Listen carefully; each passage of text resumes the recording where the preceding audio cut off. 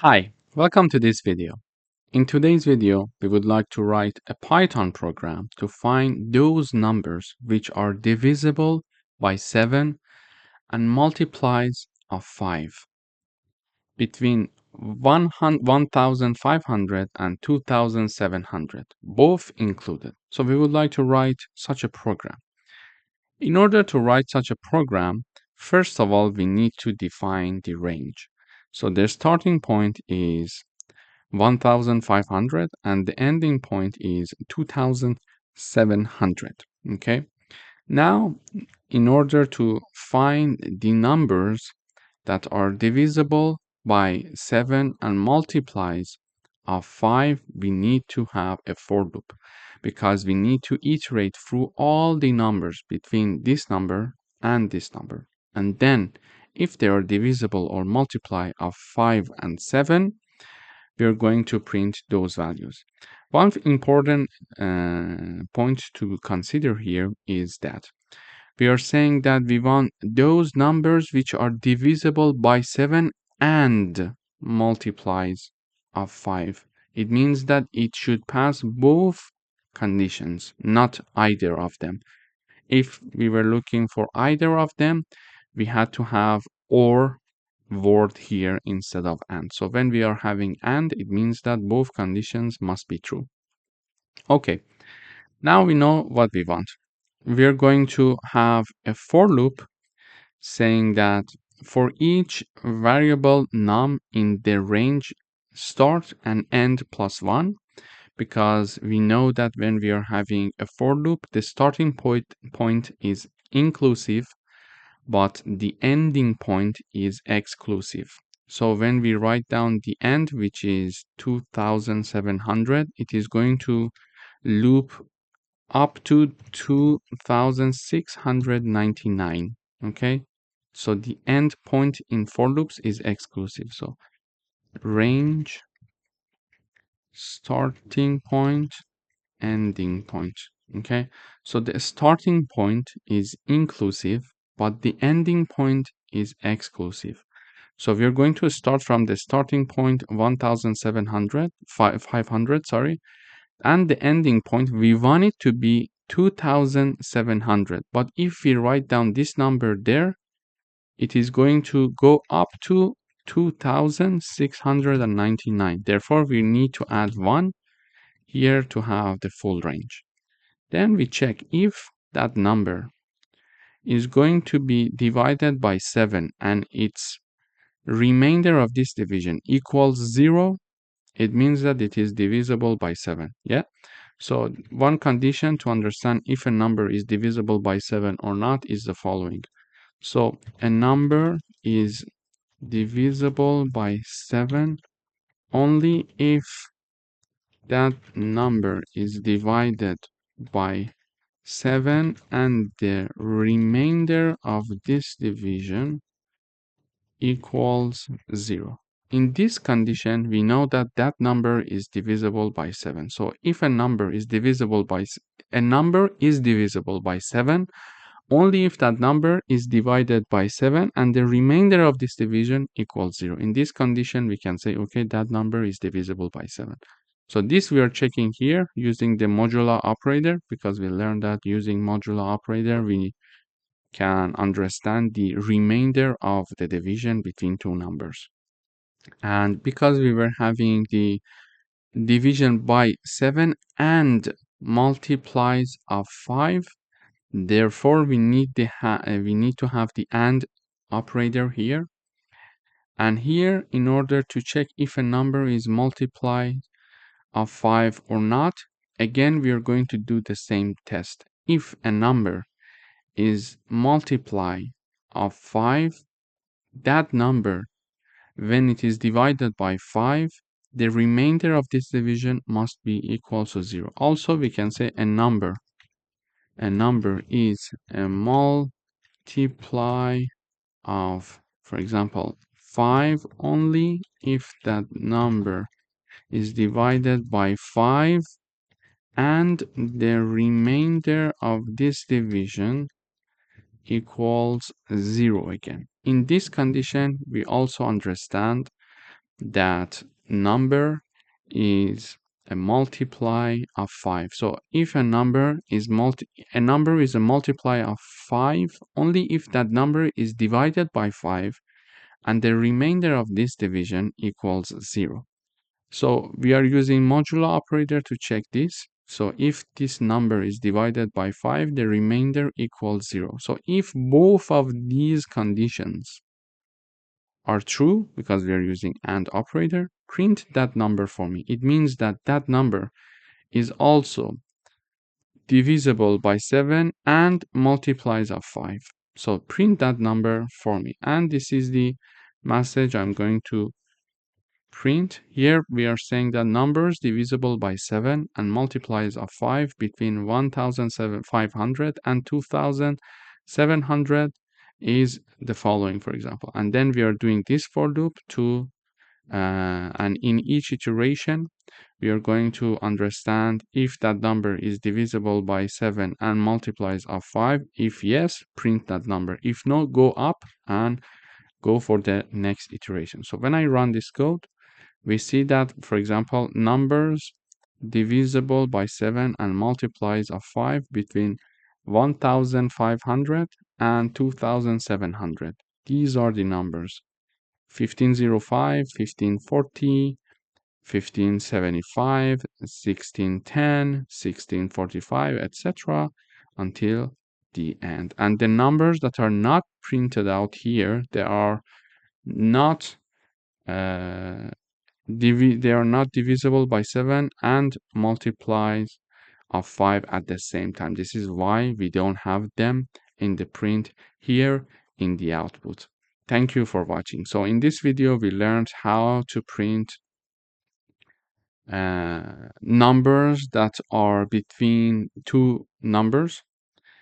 So we discuss how we can find if a number between two other numbers, so the numbers between, for example, 1500 and 2700, all of them between this range, we considered if a number in this range is divisible by 7 and at the same time a multiply of 5. Thank you for watching. Welcome back. In today's video, we would like to write a program to construct the following pattern. This is the pattern that we would like to have, and we need to write a program to do this for us. So we see that it's a repetitive pattern. So we are having star being printed in different lines. We can either do it manually. For example, we can have this print star. We can have this. And then in the next line, we can have the print. Now 2 stars, for example, with a distance, etc. until the end. But it's not a very efficient way of doing it. In order to do that, we learned that repetitive tasks are very good to be done using loops. So we are going to use loops here in this example to do the job for us. So first of all, we see that what is the maximum number of rows that we see here. So we are what is the number of columns that we are having here. So here it's only one column. Here we are having first column, 2 column, third column, fourth column, and the 5th column. So we are going to have up to 5 columns. So in one row, first we are having 1 star. In the next row, we are having 2 stars. In the next row, we are having 3 stars. So the maximum number of stars that in one row we can have is 5. This is why we are having our n equals to 5. The maximum stars that are there in one single row is 5. So we are having n equals to 5. Now, let's start the work. We said that for repetitive tasks, it's better to use loops. Here we are going to have a for loop with our iterating variable I for each I that is in the range of 1 and n plus 1, because we learned that when we are having the range, the starting point is inclusive, but the ending point is not inclusive, okay? Therefore, we are having the ending point, which is 5 plus 1 here. And in each iteration, we are going to print the star with the repetition with the number of I. What does it mean? It means that, for example, when I equals 0, when I equals 1, sorry, because we are starting from 1, print 1 star, okay? But if I equals 2, print 2 star, 2 star, with 1 space between them. Why? Because we are having it here. So we are having a star and then a space multiplied by I. It means that whatever the value of I is, multiply it with this. Okay, so this is going to be printed as large as the value of I. If I equals 1, it is going to be printed once. If I equals 2, it is going to print it 2 times, a star with a space. Okay, if it's 3, it is going to print the star with a space 3 times. Therefore, here, when we are having the I equals 1, we are having 1 star being printed. When we are having I equals 2, we are having 2 star being printed. And then it goes up, increase the iterating variable, I equals 3, it is going to print 3 stars, then 4 stars, until it is 5 stars, okay? So now let me run the code. We see that in the first iteration, we are having I equals 1 because the starting point is 1, we are having 1 star. Then I equals 2, we are having 2 stars, 3 stars, 4 stars, until the end 5 stars, because we are having the endpoint exclusive. 5 plus 1 is 6, and we are going to have therefore up until 5 inclusive, and we are going to have this print. So this print is the first half of the pattern. Okay, so this part is now created. Now what we need to do is to have a for loop, another for loop to print us the stars, the remaining stars, and in each iteration, now instead of increasing the number of stars, reducing the number of stars. Okay, so in order to do that, we are having the second half iteration, an iteration for the second half of the pattern. So we are having a for loop for each I in the range n-1 and 0. So it is going to start from 4. Let me have a comment here. Range. So it is going to start from 4, and it is going to continue up until I equals 0, but because it's inclusive, it is going to go one number before that, which is 1. And in this iteration, the point is this. We are going to reduce the iterator variables. So by default, I, when it is equal to 1, in the next iteration, it is going to be 2. In the next iteration, it is going to be 3, etc. But when we indicate that this number, the third argument, we are going to start from 4, I equals 4. In the next iteration, I will be equal to 3 because we are reducing one value from it at each iteration. In the next one, I equals 2. In the next one, I equals 1. And we are going to stop there. Why? Because the ending point is 0 and the ending point is exclusive. So the last number before that is when I equals 1. Okay, so we are having a for loop for each I in this range, starting from 4, ending at 0 exclusive, and in each iteration we are going to reduce the value of I by 1 unit. Then in each iteration we are going to print again stars to the number of I. For example, when we are having 4, I equals 4, we are going to have the 4 stars with 1 space between them. Then in the next iteration, I equals 3, we are going to have 3 stars. Then I equals 2, we are going to have 2 stars. Then I equals 1, we are going to have 1 star. But why we started from n minus 1? Because already we have the row which has 5 stars, which is here in our pattern. So the next row is having 4 stars. So the next for loop that we are writing should have the starting point from the 4. So this is why we choose n minus 1, which is this number. So we want to start from 4 because we already have this row with 5 stars. We're going to have the 4, and in each iteration we are going to reduce the value of I up until it reaches to ending point 0 exclusive. So now this pattern will be created when we are having this for loop. So if I run the code, we see that the second half of the pattern is now also created. So the first part, for the first half of the pattern, we use the first for loop, and for the remaining part of the pattern, we use the second for loop. Here we saw that we started from 4 stars, then 3 stars, then 2 stars, and finally 1 star. So in this video, we learned how we can use for loops to construct this pattern instead of manually printing these stars. So now this way, everything is easier. Thank you for watching. Hi, welcome back.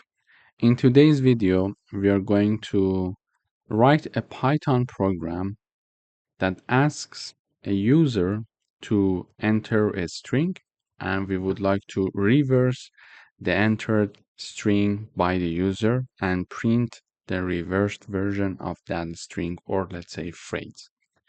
In order to access inputs from the user and store it, we are going to have this line of code.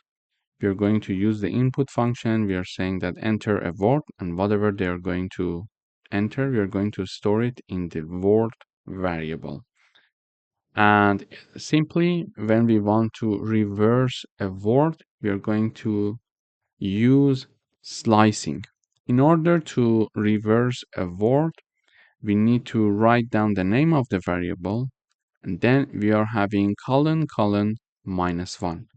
This way, the compiler is going to directly start reversing that string for us and assigning it to reversed word variable now. And finally, it is going to print the reversed word, which is this message. First of all, is shown using the print function reversed word colon, and then the reversed word is shown here. So this variable that we reversed is shown here. So let me run the code. So when I run this code, it says enter a word. I would say Reza, for example, and I enter. It says the reversed word is Azer. So A, Z, E, and R. Exactly from the end, it starts to reversing our string. So let me try another example here. Reza Shahin. So I enter. It says NIHAHS space. Even the space is there. And then the rest of the work is there to reverse our word, our string, let's say. So if I have a phrase, what would happen? For example, this is the Python online course that we are having here. So it's, first of all, it's our original phrase. This is the Python online course that we are having here. And now you see that it starts from the last word and starts reversing the last word, then the one to last, two to last, etc. So you see that instead of here, we are having this word. Instead of having, we are having exactly this word. So having ends with ing, it starts with G and I VAH, so VAH, and then we are having the era instead of the R, and we are having EW instead of V, and all of the words are reversed here. So in this video, we learned how we can get one string or a phrase from the user and then start reversing it simply using this methodology. So we write down the name of our string that is holding the string inside of it. So the word variable is having the input string from the user. Then we write it down and simply we are having colon -1 starting to reverse our string from, and it is going to basically the compiler is going to start reading our string from the end. So this is why we are using -1. -1 is the index of the last letter in our string. So it is going to start reading our string. For example, if my string is, for example, Reza. Okay, when we are having the indexing, so the index is 0, 1, 2, 3. So for letter, I'm providing the space so I can explain it easier. So for letter R, the index is 0. For letter E, the index is 1. For letter Z, the index is 2. For letter A, the index is 3. Okay. Also, it can be this way. Okay, -2, -3, and -4. So here we see that letter A is also having the index -1. Letter Z is having the index -2. Letter E index -3, and letter I index -4. Therefore, when we are using this methodology, basically the compiler starts reading from the last letter of our string, which is also having the -1 index.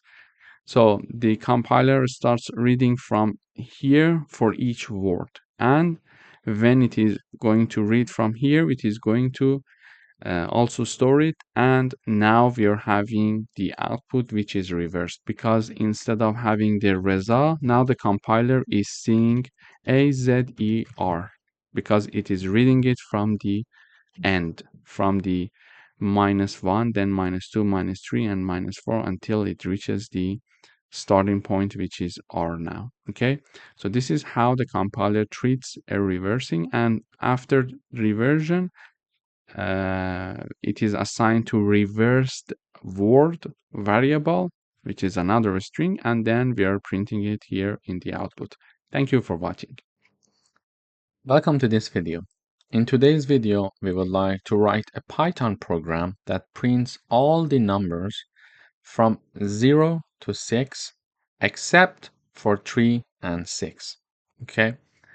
In order to do that, the one method is to print, for example, 0, then print 1, etc. until the end manually. But we learned that if we are doing repetitive tasks, it's important to use for loops. So now I would like to use for loops here. Here is my for loop.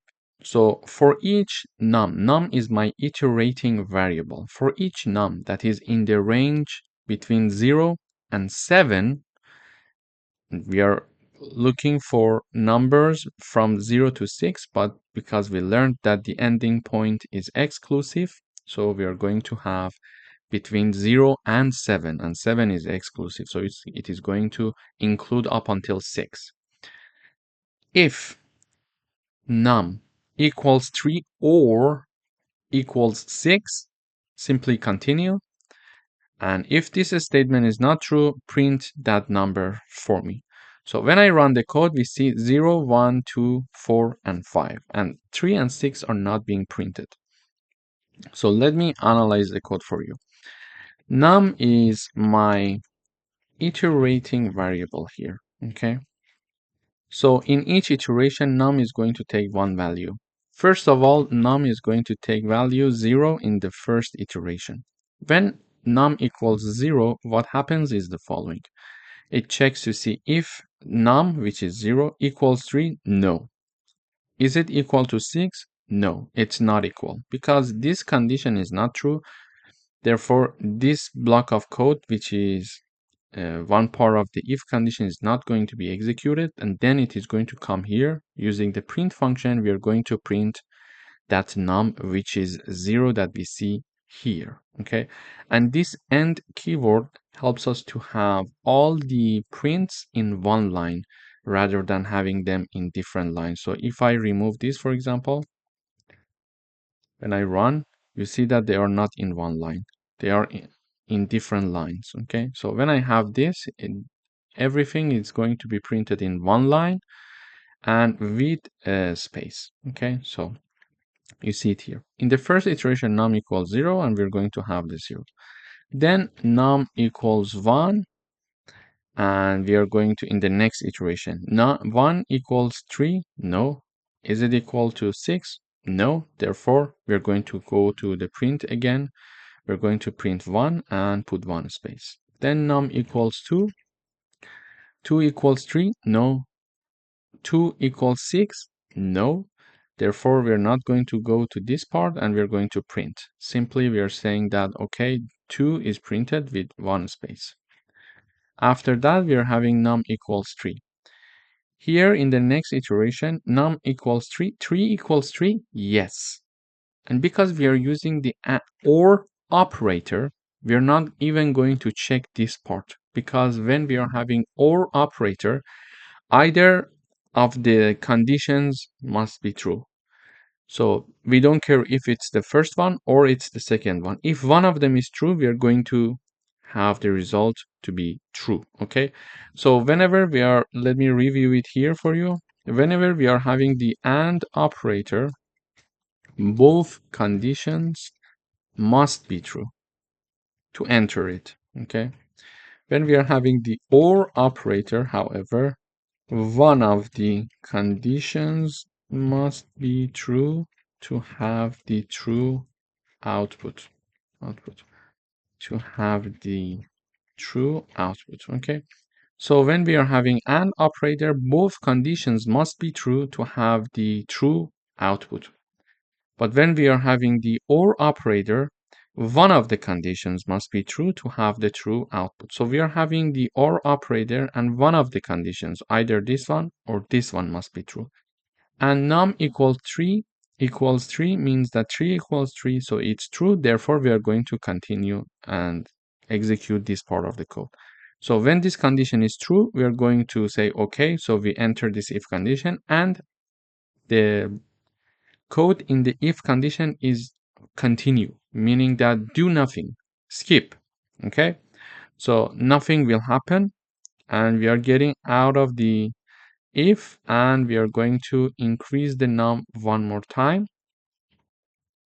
So we are having num equals 4. This is why when num equals 3, nothing happens actually. When num equals 3, we are using the key word that is continue, meaning that, okay, carry on, skip, and do nothing. And when we say continue, okay, it is going to go for the next iteration where we are having num equals 4. So num equals 4, we enter the this part again. So 4 equals 3, no. 4 equals 6, no. So this part is not executed, and we are printing 4. Then num equals 5, we are having this condition is not true because 5 is neither equal to 3 nor to 6. We are going to print 5. And finally, we are having num equals 6. So we are saying that num equals 3, no. Or num equals 6, yes. Therefore, continue, enter this part and use the keyword continue. So we are going to continue and do nothing, skip. This is why nothing is being printed here in the output when we are having that num equals to 6. And this can be true for many other situations. For example, we can have num1 in range, for example, between 0 and 101, let's say between 0 and 100 we want to investigate, but because the ending point is exclusive, I'm saying 0 and 101 colon. Then we check, for example, if num1 divided by 2 equals 0. In this situation, print, for example, the number is even, and we can have this condition here. So when I run the code now, we see that, okay, let me also print the code. Okay, we see that the number is even, the number is even. So also I need to have the num1 in each iteration, so it is going to show me which number is even. So when I run the code, it says the number is even. It's 2, 4, 6, 8, 10, etc. until the end, you see.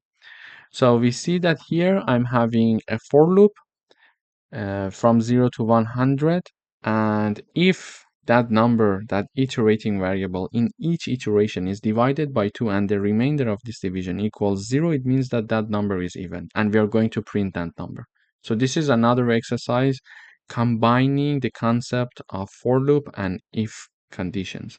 Or we could say if it was divided by 7 and the remainder of the division equals 0, it means that that number is divisible by 7. So we can say divisible by 7. So if we want to print the numbers that are divisible by 7 between 0 and 100, we can run this code. We see that all the numbers that are divisible by 7 are printed here in the output. And also we could say, for example, if the number is divisible by 7, continue. Do nothing. Okay? Otherwise, print the number for me. So, print the num, and we are going to have also the end keyword to have all the numbers in one line. So when I run the code, okay, we are having a very large range, so we are having a lot of output. Let me reduce the range. So when I run the code, we see that, okay, here let me first comment this part.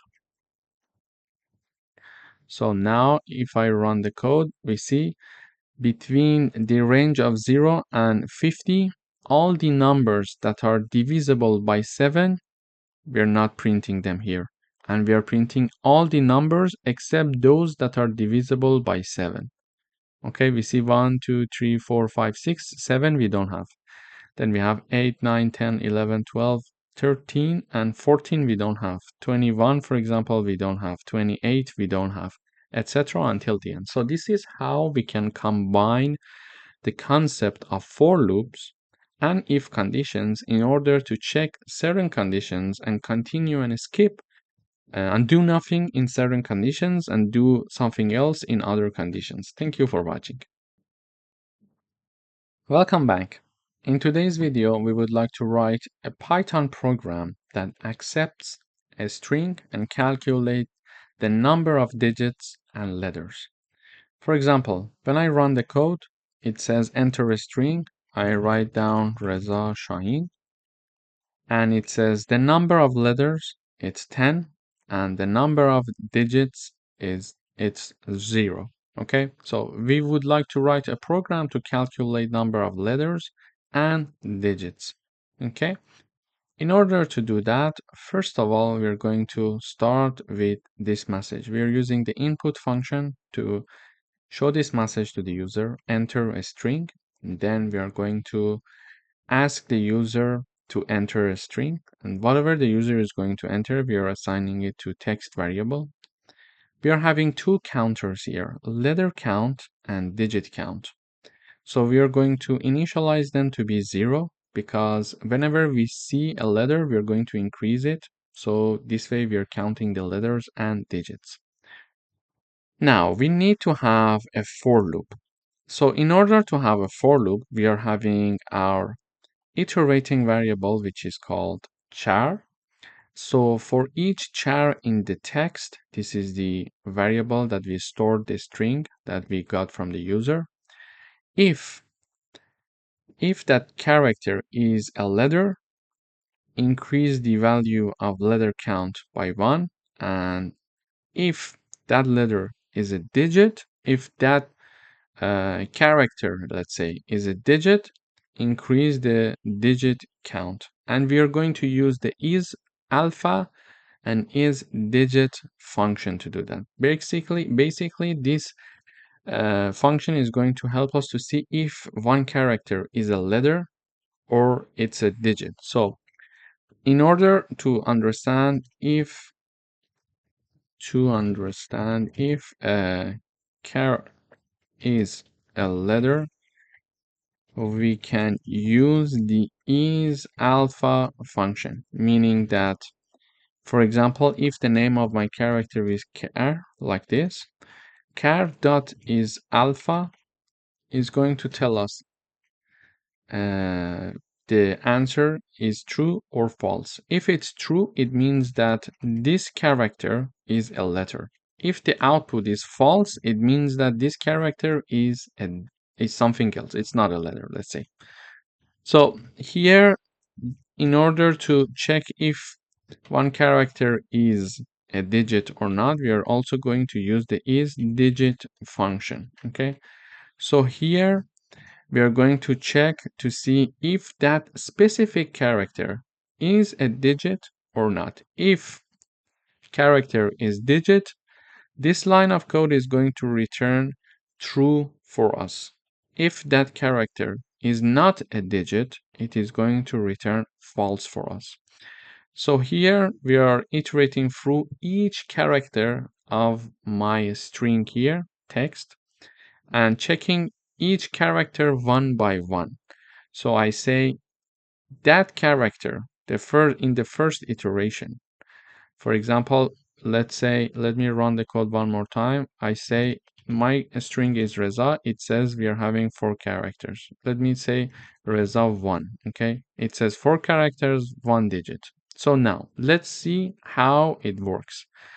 In the first iteration, my character equals R because my string is Reza 1. Okay, in the first iteration, the char equals R. And then we check to see if R is a letter. What is the answer? Yeah, it's true. So because this statement is true, we are going to enter the if condition and we are going to increase the value of letter count by 1. So letter underscore count plus equal 1, meaning that we are going to increase it. Then in the second iteration, char equals E. And we are going to check if this character, which is E, is a letter. Yes, yes. Therefore, we are going to increase this value again. We are going to have letter count. Another time it is increased. So here, letter count was equal to 1. Initially, it was 0 because we initialized it here. Okay. Then after this iteration and doing this, it became 1. Now after the character E in the second iteration, we are increasing the number of letters. Now it is also increasing by another 1 value, so it becomes 2. Now we are having the character. What is the next character? This is Z. Okay, character equals Z. We check to see Z is a letter. Yes, the answer is true. So we are going to increase this value again. We are going to increase this value one more time. Therefore, the number of letter counts now equals 3. In the next iteration, we are going to have char equals to 1. We check to see if char is a letter. Yes, so we are going to increase the letter count one more time. So now it's equal to 4. And finally, the last character is this one. Okay, is this one, 1. So we can have char equals 1. So we this time, when the character is 1, we check this part. If the character is a letter, the answer is no. It's false because it's not a letter, it's a digit. This time, my character is getting the value 1. Therefore, because this statement is not true, it's not going to execute this part. It goes and check the next condition. Here, we are checking to see if our character is a digit. Is it a digit? Yes, the answer is true. Therefore, we are going to increase the value of digit count. Therefore, here the character equals 1. So digit count plus equal 1, meaning that the digit count equals 1. So now we iterated through all the characters of my string and we calculate the final number of letter count to be 4 and digit to be 1. So after finishing this for loop, we are having the number of letters in the output. We are using the print function. So letter count is being printed, number 4. This is exactly what we expected. This is what we calculated. And also, we are seeing that number of digits. So it is digit count. So it is 1, which is exactly what we had here. So this is how actually we can get a string from the user. We can initialize the counters for letters and digits, and then we can loop through the string that we got from the user, and each character can be investigated one by one to see if it's a letter or if it's a digit. And in the end, because when it is a letter, we are going to increment the value of letter counter. If it's a digit, we are going to do the same. We are going to increase the counter. And in the end, we are going to print the letter count and digit count. Thank you for watching. Hi, welcome back. In today's video, we would like to write a Python program to check if a triangle is equilateral, isosceles, or scalene. So first of all, we need to know what are these triangles. Let me review the definitions. So a triangle is equilateral if all sides are equal. Okay, so a triangle is equilateral if all sides are equal. For example, side 1 equals side 2 equals side 3. So, for example, side 1 is 5 centimeter and side 2 and side 3 are also 5 centimeters. Therefore, side 1, for example, equals 5, side 2 equals 5, side 3 equals 5 as well. It means that side 1 equals side 2 equals side 3. When we are having this situation, we call our triangle equilateral. Now, we call a triangle isosceles if a triangle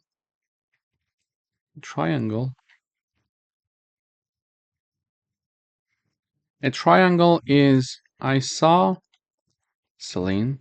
if two of the sides are equal. Okay? It means that, for example, side 1 equals 5, side 2 equals 5, and side 3 equals, for example, 10, for example. So these two sides are equal. This is why that we can call this triangle isosceles. Okay, so two sides are equal. This could be side 1 and side 2. This could be side 1 and side 3. This could be side 2 and side 3.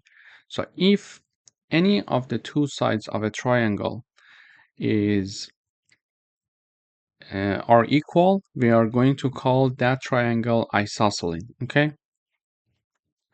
Then we are going to have the scalene triangle, meaning that neither of the sides are equal. So a triangle is scalene if neither of the sides are equal, meaning that side 1, for example, equals 2, side 2 equals 3, and side 3 equals 4, for example. In this situation, we are going to call this triangle a scaling. So we would like to write a Python program to check if a triangle is equilateral, isosceles, or scaling. And we reviewed these three definitions to have a better understanding of what it means to have a triangle that is equilateral, a triangle that is isosceles, or a triangle that is scaling. Okay, now, first of all, we are going to ask the user to enter three numbers. So we are going to use the input function and ask the user to enter side 1. We are going to save it as a float because when we are using the input function, by default, it's a string.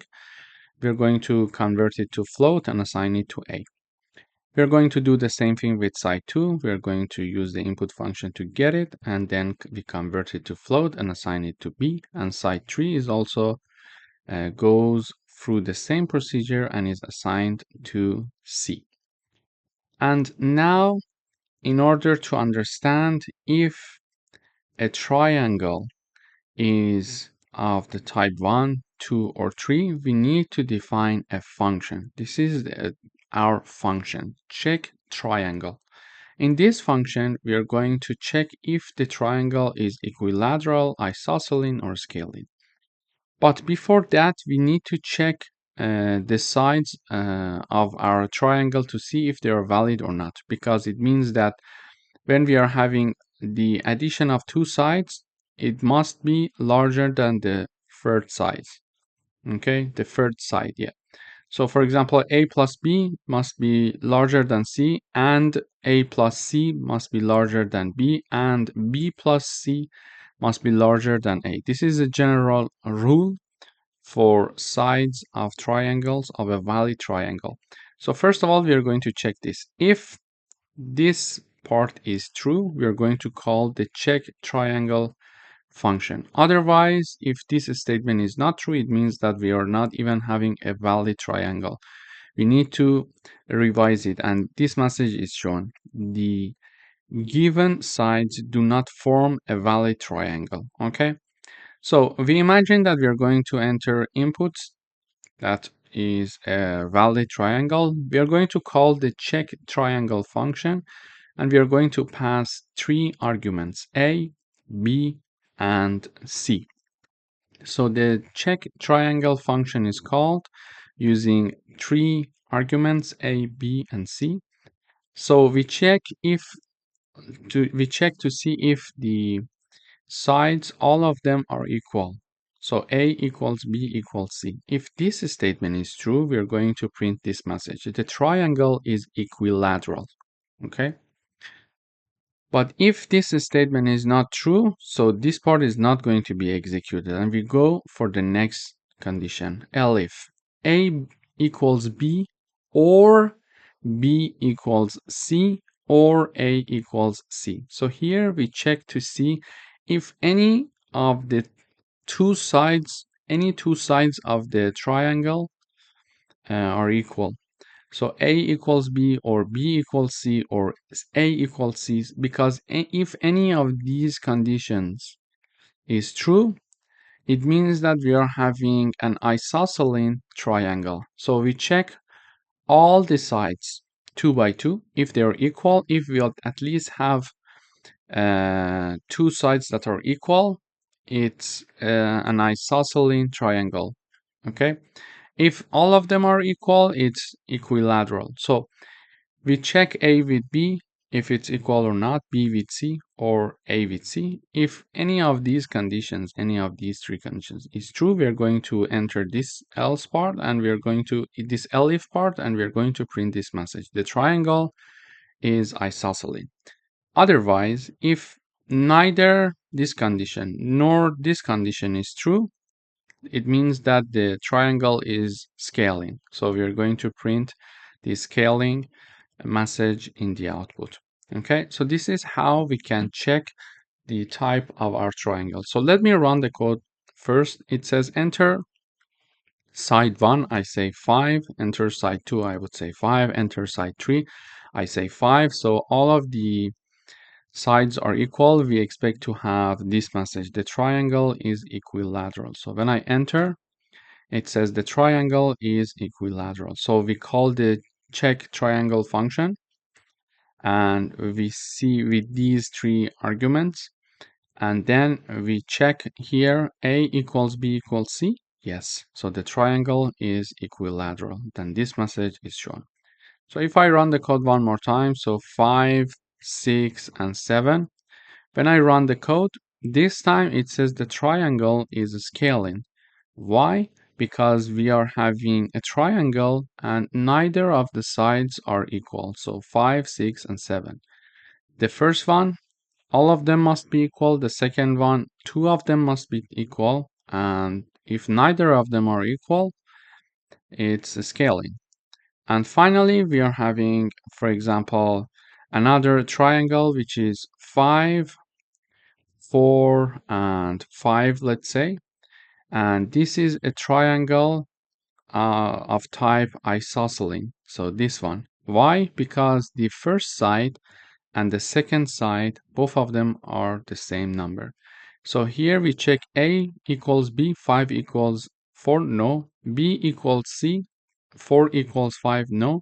A equals C, so 5 equals 5, yes. Therefore, it enters and checks here. The triangle is isosceles. So in this video, we learned how we can write a program to check if a triangle is of type equilateral, isosceles, or scaling. Thank you for watching. Welcome back. In today's video, we would like to write a program to count the number of characters in a string. In order to do that, I would like to define a function that is going to do the counting of each character. So in each character, frequency is counted inside this function, char frequency. What I'm going to do here is the following. For example, when I run the code, it says enter a string.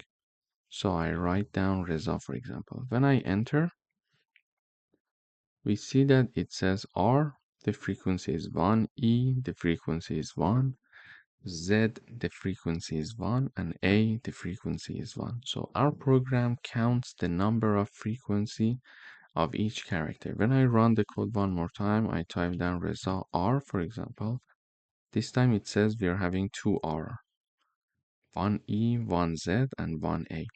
So here, first of all, I ask the user to enter a string.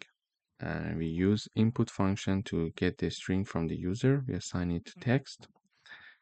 Then we are having the call of the function of the char frequency.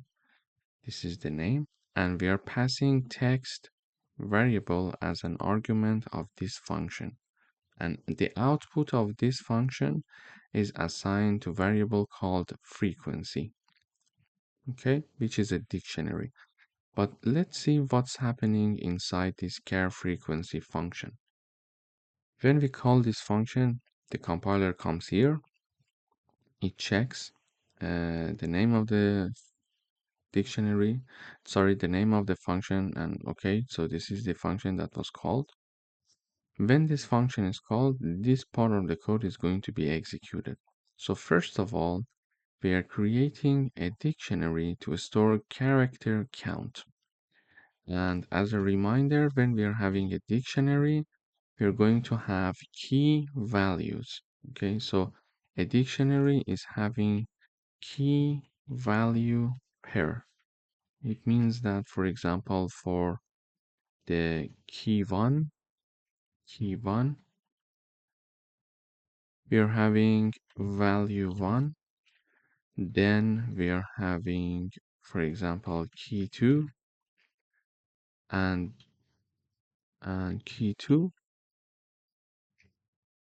Then we are having value 2, for example, etc. Okay, so just imagine that we are having a dictionary with two keys and two corresponding values. So it's a key value per a dictionary.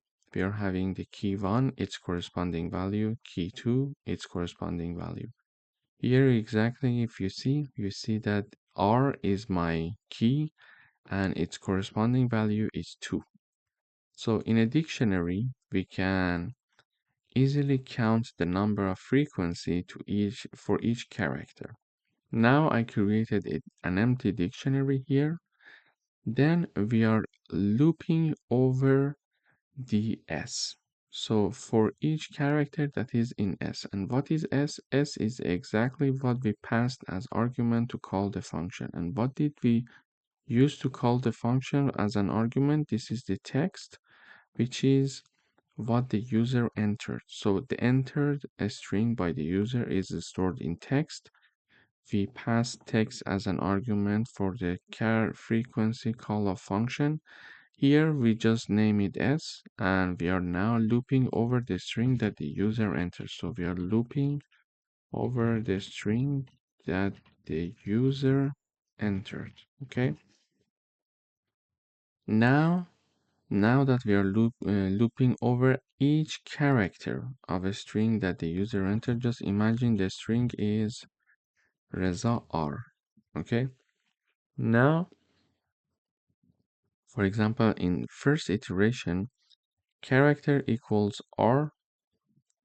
So we are looping over R. Then in the next iteration, character equals E, character equals Z, equals A, and equals R. So in each iteration, we move forward character by character. Now we are saying that for each character in the string, if character is inside the frequency dictionary, what does it mean? It means that, for example, we are checking to see now that in the first iteration, char equals R, okay? We want to see if R is in frequency dictionary, okay? In order to check that, we need to check the keys of my dictionary. And first of all, in beginning, initially, this dictionary is empty. So when in the first iteration, when we are having the character R and we are checking to see if R is inside the frequency, the answer is false because initially it's an empty dictionary. So there is nothing inside that. Okay. Now that this statement is not true, we are not going to execute this part of the code and we go to the else part.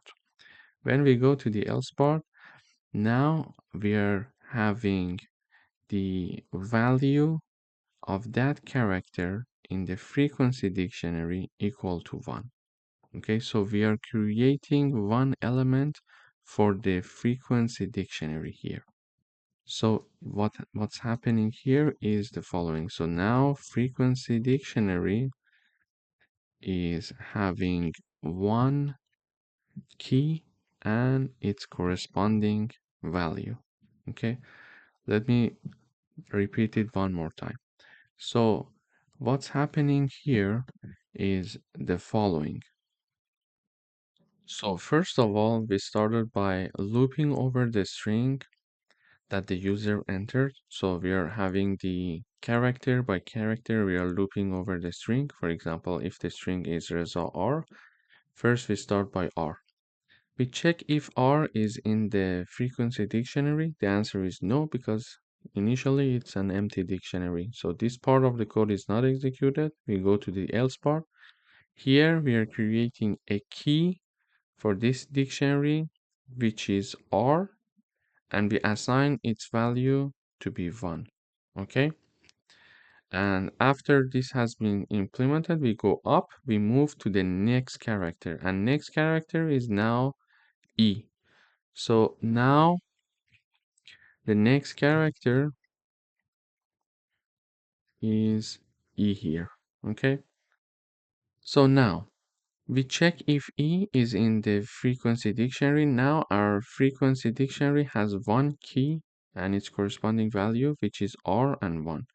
So E, is it inside the frequency? No, because we only have R, so this part is not executed.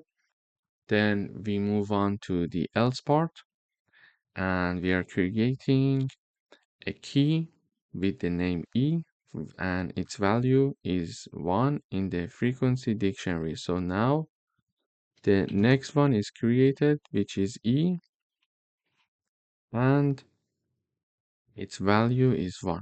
Okay, so we go for the next character now. Next character is Z. So Z, is it inside the frequency? No, because here we only have R and E. So we go to the else part, and we are creating another key which is called Z, and its value is 1 in the frequency dictionary. We do the same with A. So A is not existing already there. We are creating one uh, and assign it to the A key. Now that we are going to the last character, the last character is R. So we check R, is it in the frequency? Yes. Now the answer is yes, because we already have one R. So in this case, we are going to increase its value by 1. Okay, so we are going to increase the value of the R key in the frequency dictionary by 1. So it is already 1. We are going to increase it by another 1 unit, so it will become 2. Okay, so let me repeat the last part. We are going to have the last iteration. So the last iteration is over R. We check to see if R is already there. Yes, R is already there. So R is there. So this statement is true. We check to see if this character is already in the frequency dictionary. Yes, therefore we are going to increase the value of R in the frequency dictionary by 1. So it was already 1. We are adding another one. It will become 2.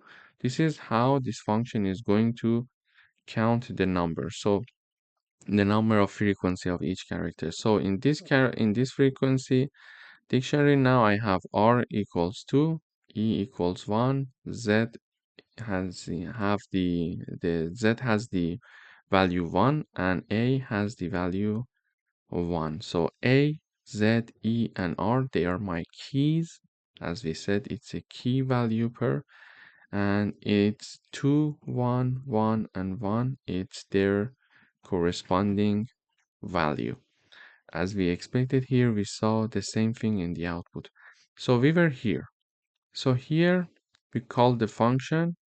We did all this computation, and in the end, we are returning the dictionary frec, okay, or let's say frequency. We are returning this dictionary. So we created this dictionary and we are returning it now, okay, and the return dictionary is assigned to this frequency variable, which is itself a dictionary. Now we would like to display character frequencies. So everything is inside this dictionary now, frequency, because the output of the function was assigned to this variable. Now we are having that. We are looping over characters and values. Let's say we call count here. These two are my iterating variables, character and count. And they're going to iterate over the keys and values respectively.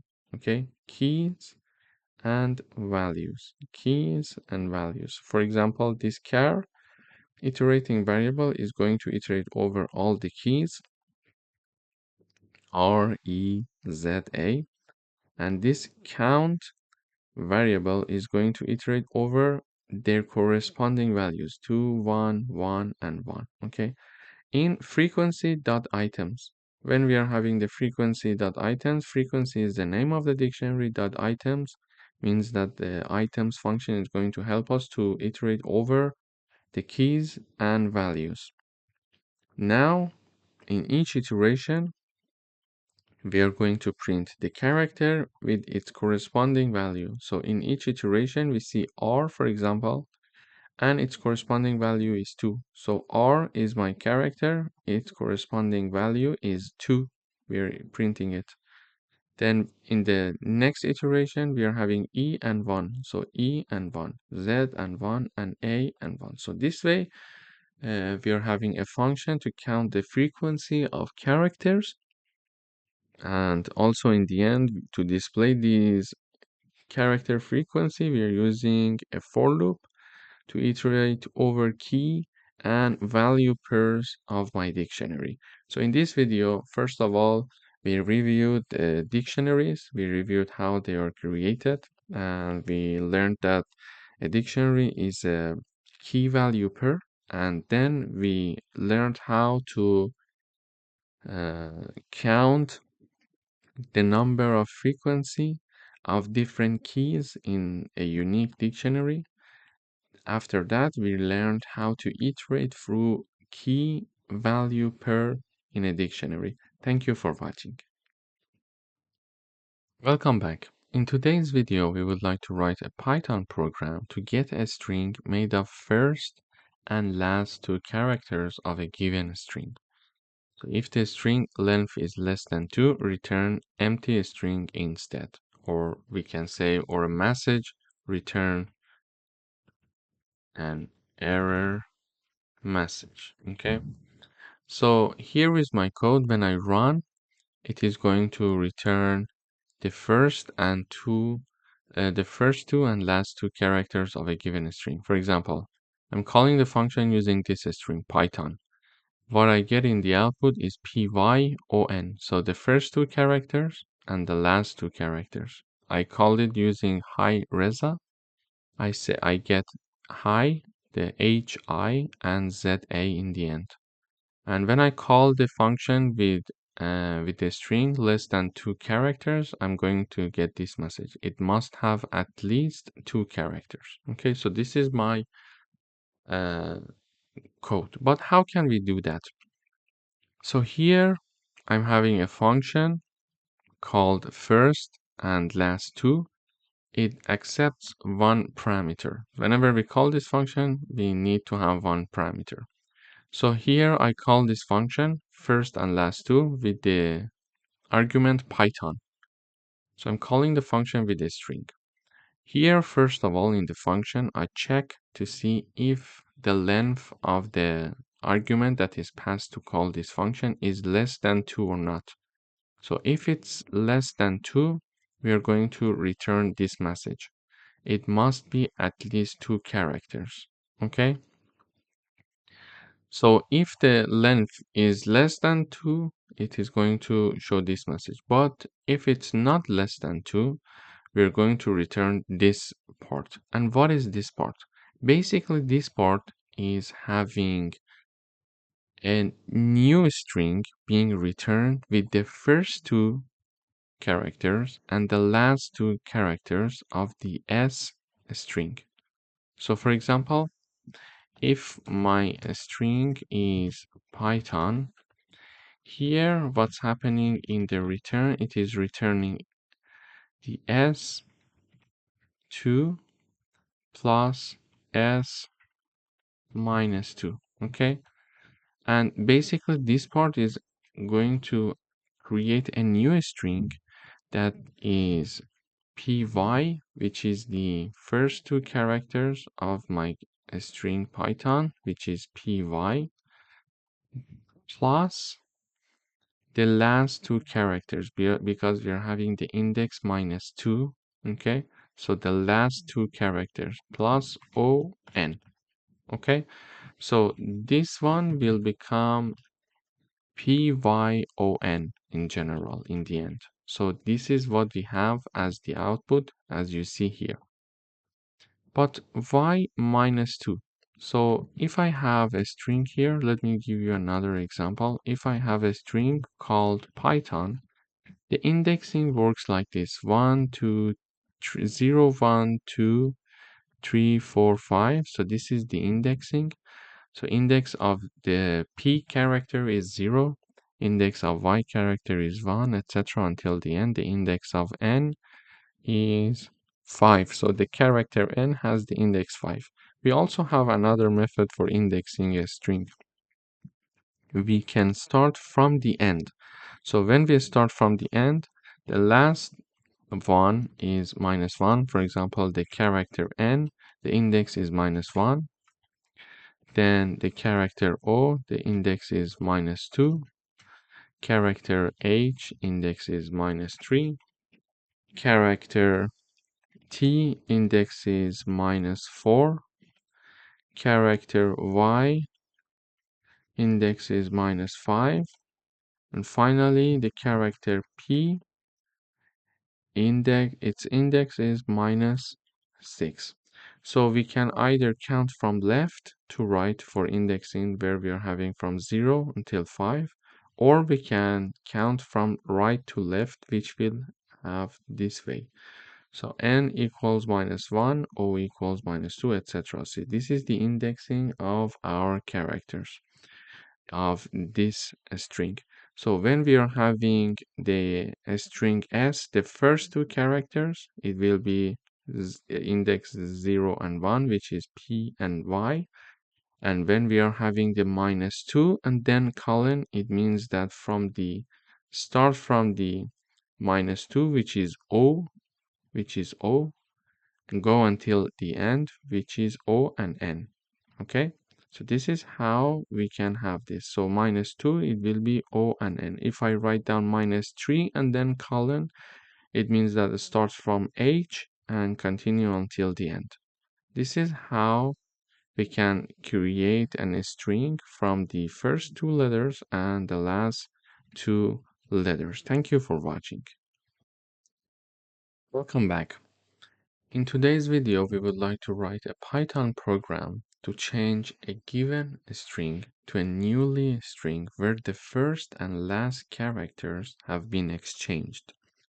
So what we are doing here is the following. I'm having, for example, a string called Python, and in the output, we see that the first character, P, and the N, the last character, they have been exchanged in the output. So n is now my first character and p is my last character, while the rest of characters remained the same. You see it here. Yeah. So also this happens for the hello. H and O, they have been exchanged. We see O is my first character, H is my last character, and the rest of the characters are the same. And if we are having a character with less than 2, length of less than 2, let's say, we're going to have this message, not long enough, not long enough. So what we are doing here, first of all, we are calling the swap first last function. And this function, what is it going to do? It's going to create a new string, and it is going to exchange the first and last letters. So swap first last function, we are calling it with an argument s. Here when I call this swap first last function, I'm having a string as argument that is passed. Then we check if the length of the passed argument is less than 2 or not. If it's less than 2, we're going to have this message being shown, not long enough, exactly as we have here. But if the length is larger than 2, we're going to return this part. Because this statement is not true, then we're going to go here and execute this part of the code. So what this part of the code is doing. So my string is hello, let's say. Okay. This part of the code is saying that s with the index -1. So the character with the index -1 of my s string, and this is my string. The character -1 refers to the last character, okay? Character with the index -1 refers to the last character. So create a new string where the first character is O because we are putting it in the beginning. So the first character is O. Why? Why O? Because we are calling the string with character of index -1, and character with the index -1 is O. In the S, for example, a string which is hello. So the last character, which is having the index -1 of my string hello, is O. Okay, so I write down O here, plus, then we are having a new separation, let's say. So we are having now character from 1 to -1, and the ending point is exclusive. So we are writing it down like the following: from index 1, which is E, until index O, which is the -1, but the end is exclusive. Therefore, we're going to be having this. Okay, and why we are having index 1 from E? Because when we are having a string like hello, the indexing starts from 0, 0, 1, 2, 3, and 4. Okay, this is my indexing. And now H is having index 0 and E is having index 1. Okay, so from 1, which is the starting point, and the starting point until ending point. But we need to be very careful. Ending point is exclusive. So ending point is exclusive. We are going up until -1, but -1 is not included. Okay, so we start from 1, which is E. We go up until -1, but because it is not included and it is excluded, we are not going to have that. So we are having ELL. Okay, so ELL plus. Now we are having the index 0 of our string. So we mentioned that this string hello, the index 0 is the first character, which is H. So here is my H now. So now we are creating a new string with these characters. So O, E, L, L, and H. Okay. So this is how we are going to exchange the first letter and the last letter. Also here, I'm having another example for Python. The same happens here. So we are going to, let me write it down here. So we are having a string called Python. First, we are putting the last character, which is N, plus YTHO plus P. Why? Because we are saying first the last character, which is N. So we are putting it here. Then start from the character with index 1 and go up until character -1, but the -1 is exclusive. So this is index 1, which is Y. Go up until -1, but -1 is exclusive. So we go 1 to the left. We are having the YTHO as we have here. And finally, we are having index 0 of the string S. So index 0 of this string means that we are talking about the first character here, which is P. So now we created a string that is like this: NYTHO and P, exactly as we see here in the output. And in case that we are calling the swap first last function with any string that has the length less than 2, we are going to have not long enough message because it's less than 2. So the length of the character is measured through the len function. If it's less than 2, if this statement is true, we're going to show this message not long enough. So in this video, we learned how to exchange the first and last characters of a given string. Thank you for watching.